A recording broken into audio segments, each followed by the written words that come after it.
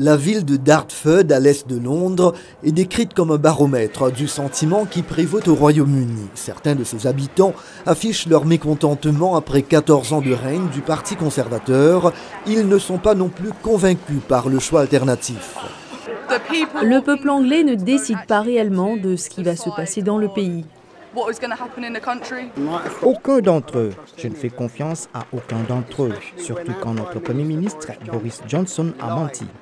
Boris Johnson, qui a démissionné après une série de scandales, notamment la violation des règles de confinement liées au Covid-19, est l'un des 5 chefs de gouvernement conservateurs au cours des 8 dernières années jugées turbulentes. Pour des analystes, l'actuel Premier ministre, Rishi Sunak, a du mal à se débarrasser de ce lourd héritage. Il y a la question du coût de la vie, mais je pense qu'il y a aussi un sentiment de scandale et de corruption.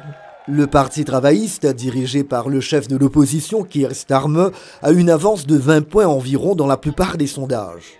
L'une des premières grandes questions auxquelles sera confronté un gouvernement Starmer sera la suivante. Comment allez-vous réunir les fonds nécessaires pour restaurer nos services publics en ruine ?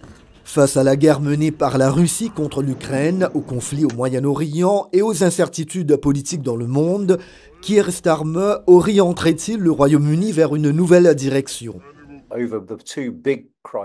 Sur les 2 grandes crises de notre époque, Gaza et Ukraine, il y a très peu, voire aucune différence entre les positions adoptées par les grands partis.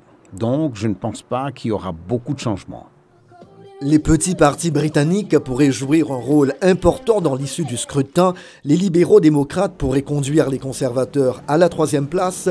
Quant au mouvement réformiste anti-immigration et pro-Brexit, il est susceptible d'attirer des électeurs de droite. Nigel Farage, leader de ce parti, a été largement critiqué après avoir déclaré que l'Occident avait incité la Russie à envahir l'Ukraine.